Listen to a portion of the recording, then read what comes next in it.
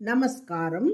1000 நாமங்கள் 1000 கதைகள் 436வது திருநாமம் அனிர்விண்ணாய நமக. திருநாமங்கள் 436 அனிர்விண்ணக முதல் 445 சமீகனக வரை திருமாலின் சிம்சுமார வடிவம். விண்வெளியில் உடும்பு போன்ற வடிவில் ஒரு நட்சத்திர கூட்டம் உள்ளது. அதற்கு சிம்சுமார சக்கரம் என்று பெயர். இந்த சிம்சுமார சக்கர வடிவில், அதாவது கேலக்சியில் திருமாலே எழுந்தருளியுள்ளார். திருமாலின் நட்சத்திரமயமான இந்த வடிவின் வால் பகுதியில் தான் துருவ நட்சத்திரம் உள்ளது. இந்த சிம்சுமார வடிவை பற்றிய முழு விவரம் ஸ்ரீ விஷ்ணு புராணம் 2ஆம் அம்சம் 9வது அத்தியாயத்தில் உள்ளது. உடைமைக்கு ஒரு முழுக்கு என்றால் உடையவனுக்கு 9 முழுக்கு என்று கிராமப்புறங்களிலே ஒரு பழமொழி உண்டு. இதன் பொருள் என்ன? ஒரு வீட்டில் ஒரு மருமகள் கிணற்றில் தண்ணீர் எடுக்க போனாள். அப்போது வாளி கயிற்றிலிருந்து நழுவி கிணற்றில் விழுந்து விட்டது. அதை கண்டு மாமியார், நீ வாளியை எடுக்காமல் வீட்டுக்குள் வரக்கூடாது என்று சொல்லிவிட்டார். என்ன செய்வது என்று தெரியாமல் திகைத்து போய் கிணற்றடியில் அமர்ந்திருந்தாள் மருமகள்.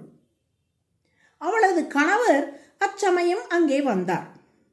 மனைவியின் சோகத்துக்கு உண்டான காரணத்தை அறிந்து கொண்ட அவர், நீ வருந்தாதே, நான் கிணற்றில் இறங்கி வாளியை எடுத்து தருகிறேன் என்றார்.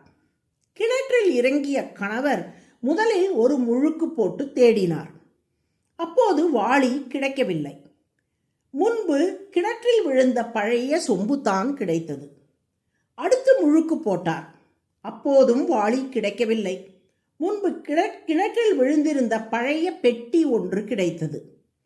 அடுத்த முழுக்கு போட்டபோது கிணற்றில் விழுந்த பழைய பூட்டு ஒன்று கிடைத்தது. இப்படி 9 முழுக்குகள் போட்ட பின் தான் அவர் தேடிய வாளி கிடைத்தது. இந்த கதையை சற்றே கவனித்து பாருங்கள். உடைமையாகிய வாளி ஒரு முறைத்தான் கிணற்றில் மூழ்கியது. ஆனால் அதை மீட்பதற்காக மூழ்கிய அதன் உடையவர் 9 முறை முழுக்கு போட வேண்டி இருந்தது அல்லவா? இதன் அடிப்படையிலேயே உடைமைக்கு ஒரு முழுக்கு என்றால் உடையவனுக்கு 9 முழுக்கு என்ற பழமொழி ஏற்பட்டது. இது அப்படியே இறைவனுக்கும் பொருந்தும். இறைவனின் உடைமைகள் தான் ஜீவாத்மாவாகிய நாம் அனைவரும். கிணறு தான் பிறவி என்னும் பெருங்கடல். உடையவன் இறைவன். இறைவனின் உடைமைகளாகிய நாம் பிறவி என்னும் கிணற்றுக்குள் விழுந்து கிடக்கிறோம். நம்மை மீட்பதற்காக இறைவன் இந்த பூமியிலே அவதாரங்கள் செய்கிறார். இதில் உடைமையான ஜீவாத்மா ஒரு முறைதான் பிறவி கிணற்றிலே சிக்கிக் கொண்டது. ஆனால் உடையவனான இறைவனோ இந்த ஜீவாத்மா என்னும் சொத்தை மீட்பதற்காக இந்த உலகில் மீண்டும் மீண்டும் அவதரிக்கின்றான்.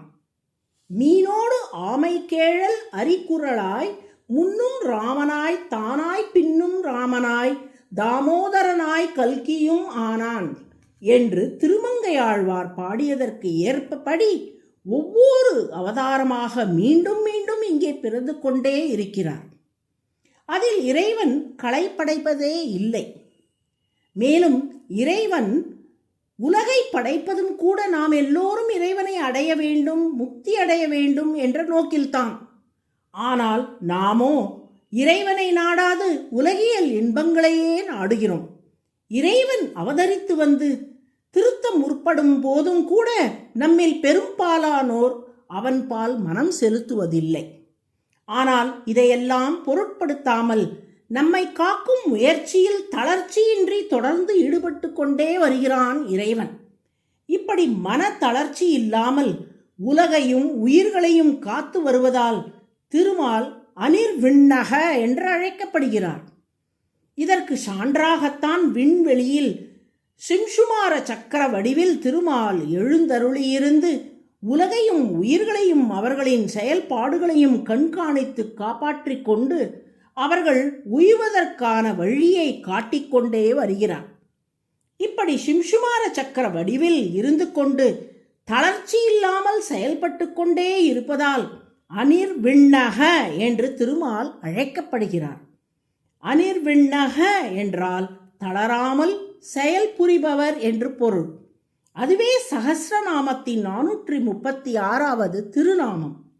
அனிர்விண்ணாய நமக என்று தினமும் சொல்லி வரும் அன்பர்களுக்கு வாழ்வில் மனத்தளர்ச்சி ஏற்படாதபடி திருமால் காத்தருளுவார். நாராயண நாராயண.